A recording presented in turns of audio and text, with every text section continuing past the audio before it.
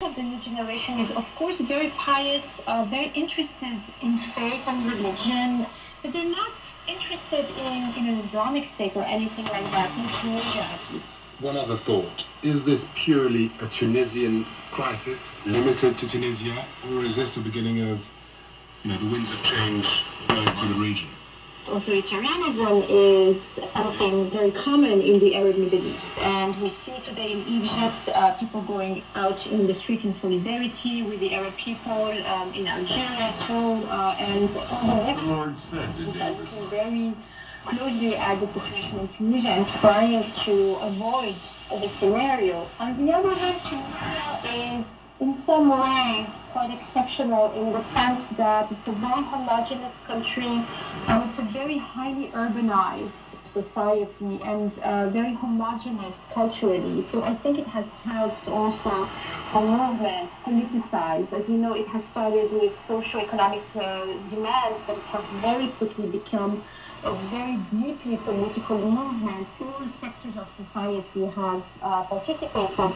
All professions, lawyers, doctors, teachers, but also young students and women in particular. You were asking me also about Islamism, but the question today is not about Islam or about political Islam, but really about democracy and political representation. Malika Zegal of Harvard University. It's 16 minutes past 3 GMT. You're listening to The World Today from the BBC. We should know within the next few weeks the results of the independence referendum in southern Sudan. All the indications are that the South will overwhelmingly support the idea of breaking away from the North and forming its own country. The vote is part of the peace deal that ended a 2-decade-long civil war. While the South looks to new horizons, the future of another part of Sudan remains, however, far from certain. The disputed border region of Abyei. It was meant to have its own referendum on whether to join the North or join the South, but that hasn't happened. The past few days have seen violent clashes break out in the region. Our Sudan correspondent James Cotnell travelled to Abyei to find out more. By Sudanese standards, Abyei is noticeably underdeveloped. Most of the buildings are mud huts, and the roads we're driving on are terrible. But for some, this is a place of huge value. Abyei is disputed by the Dinkanot, the southern group, and the Missouriya, the northern nomads. I'm with the UN patrol heading to the site of recent fighting in the village of Maki Abior. Reportedly dozens of people died. I want to know from squadron leader Adam Thompson, a British officer attached to the UN, how worrying these latest clashes are. Abyei is a contested area between the north and the south, and as far as the UN are concerned, it is one of the key flashpoints. The fighting we've seen has been very localised, although quite intense, over a period of about 3 months. It seems to have been between the nomadic tribes coming down from the north and the more subtle people supported by the joint integrated police units. Those police units from the armed forces of the semi-autonomous south stopped us getting to the scene of the fighting. A few kilometres up the road, the Missouriya are gathered. Well, we've come to a stop in the village of Goli. This is a Missouriya village. There's some degree of hostility to our patrol, so people waving at us to leave. I see 2 or 3 men with AK-47s over their shoulders. We're not being made to feel particularly welcome here. Many civilians are armed now. A further sign of the tensions exacerbated when Abyei's referendum did not take place. There was no agreement on whether the nomadic Missouriya could vote. America and the former South African President Thabo Mbeki are mediating. But leaders from both sides are not exactly talking down the possibility of future violence. Sadiq Abu Nima is from the Missouriya. Idea for us is a matter of survival. You cannot live without it. So we fight until the last life. Idea for us either to live on the surface or to be buried on the ground. No way. And in this regard, we are ready to sacrifice everything. Each year, the Missouriya travel south with their cattle. Without access to the greener pastures of Abyei in southern Sudan, their future is grim. A recent agreement between them and the Dinkanot should allow the migrations to begin in a few days. But it hasn't solved the great question. Should Abyei join the south or the north? Already in 2008, the northern and southern armies clashed here. So, many people fear fresh fighting between the Dinka and the Missouriya could spark a new north-south civil war. Our partner will not let us down. And I will not also, as a northerners, will not let misery abound. Hongo Nkwal is the paramount chief of the Dinka Nok. So, in this case, it is again the South and North war. So if Dinka Nok and Miseria fight? If they did so, I think this thing will happen. Nobody will let the people die.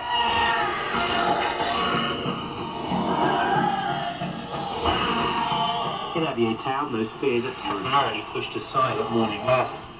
Most of the Dinka Nok are Christians or follow traditional religions, though some are Muslim, like the Miseria.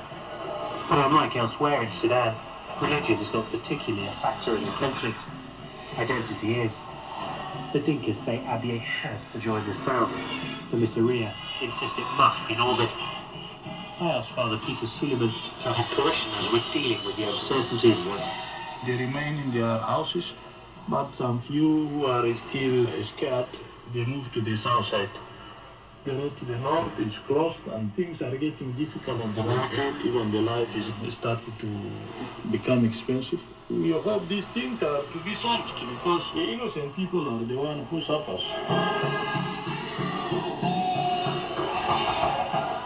Southern Sudan's referendum has taken place remarkably smoothly, but Abyei's seemingly intractable issues are the biggest threat to North and South Sudan getting a peaceful divorce.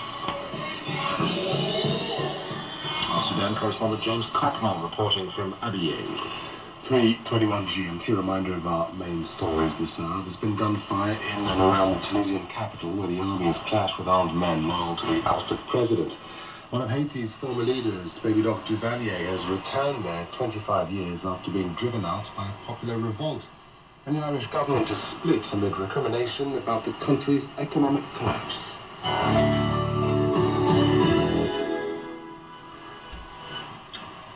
Could the Chinese yuan one day become as much of a global currency as the US dollar? That's the prospect which has been raised by the Chinese President Hu Jintao ahead of his visit to Washington this week. Theo Leggett of our business staff is here. Theo, what's he been saying? Well, this is an interview he's done for the Washington Post and the Wall Street Journal ahead of his visit to Washington. And he suggested that the dollar's role as the linchpin, effectively, of the international currency system was a product of the time. He also said that moves were underway to turn the Chinese renminbi yuan into a global currency, although he did admit that would take time. And he also suggested that the US dollar should be kept at a, quote, a reasonable and stable level. And what did he mean by that? Well, he doesn't do interviews very often. There are coded messages here, and this appears mainly to be a criticism of current American economic policy. He's pointing out that because the US dollar is the main global currency, US policy can have an impact elsewhere. And the target here seems to be an attack on the US strategy of quantitative easing, effectively printing money in order to stimulate the economy by stimulating lending. Now, there are concerns that the extra money this puts into circulation may be fueling inflation, for example, in other parts of the world, emerging economies, and in China. And that, I think, is what he's getting at here. And looking a little bit further ahead, what are the likelihoods of the yuan taking over from the dollar as an international currency? Well, it's certainly not impossible, and many economists are predicting that will happen one day. Not for a while, though. The dollar is what's known as a reserve currency, which means countries hold large quantities of it in their reserves, and it's used to price international commodities like oil and gold and so on. Now, the yuan is a long way from that role at the moment because it doesn't float freely against other currencies, and China has pretty strict controls over how much of it can be taken out of the country and how it can be used. But as those controls are relaxed, it is likely the yuan will circulate more widely, become used to fund more international transactions, and so on. So effectively, it will become an international currency at that point. And according to independent commentator Michael Hughes, who I've been speaking to, that day may not be so far off. We all know that on the 20, 50-year horizon, China is going to be bigger than the United States. But it may well be that the Chinese currency is actually used almost as widely in 3 or 4 years' time as the dollar is now. By 2013, half the Chinese trade looks as if it's going to be financed in the renminbi, the Chinese currency. The Hong Kong economy is effectively a dual currency economy, and you're beginning to see Chinese enterprises being encouraged to finance international investment using the renminbi.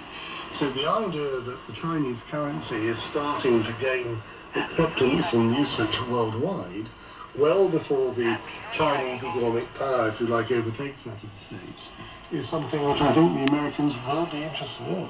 And how will that affect the ongoing row between the two over the level of the Chinese currency? It might diffuse the situation, because if the RMB is being used more widely, then arguably the demand for it is actually going to find a wider supply. In other words, it doesn't have to appreciate as quickly, and hence the Chinese may feel that that's solving some of their problems. But equally, the Americans might say, well, okay, if we have problems with your competitiveness, that if we're able to invest in some of your enterprises and in using your currency to do that, then that gives us access to the Chinese economy, which to date you've been rather reluctant to allow us to do. The views there of independent economics commentator Michael Hughes. Thank you very much. Theo Leggett of our sister. Now, how about this blast from the past? Jean-Claude Duvalier is back in Haiti. Nearly 25 years after being forced to flee the country following a popular uprising against him, the former dictator, known as Baby Doc, has returned from exile in France. Arriving in Port-au-Prince, he said he had come to help the Haitian people. But they need some sort of help after an earthquake with a political crisis to deal with is beyond question. Do they really want a helping hand from infamous Baby Doc Duvalier? So what welcome did he get on his return back home? Carol Padre is a radio DJ in Port-au-Prince. There's a lot of people who were at the airport to welcome him. Some of them were happy that he's back. But there's a lot of people who are victims of Baby Doc when he was in power and his political enemies. They weren't really happy that he had him back. And also, he's becoming like in a very difficult situation where the country is in electoral crisis. So right now, everybody is trying to figure out what really he is here to do.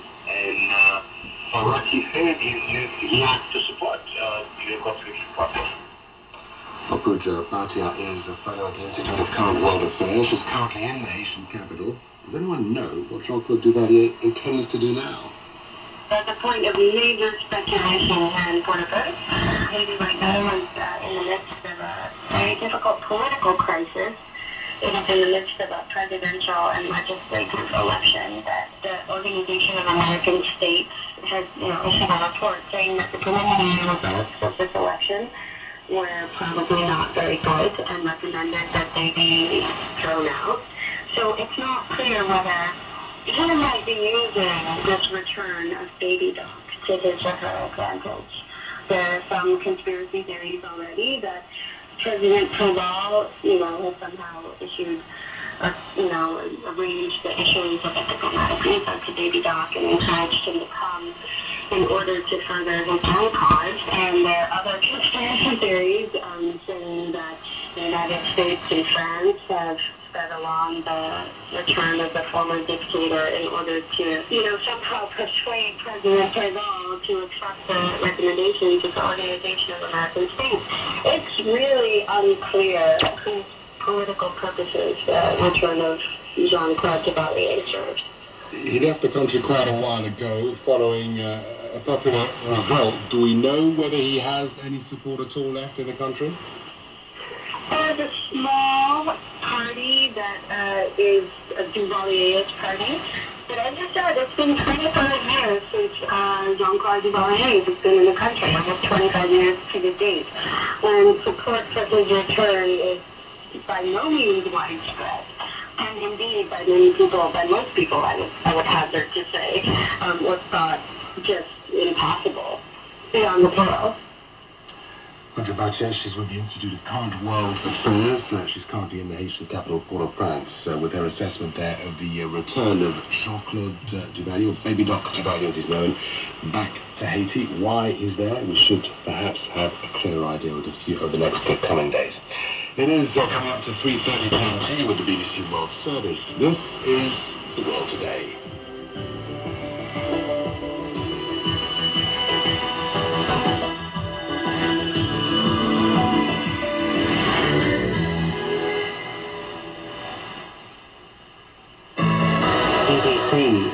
I'm Michelle Hussein, and on the 29th of April, I'll be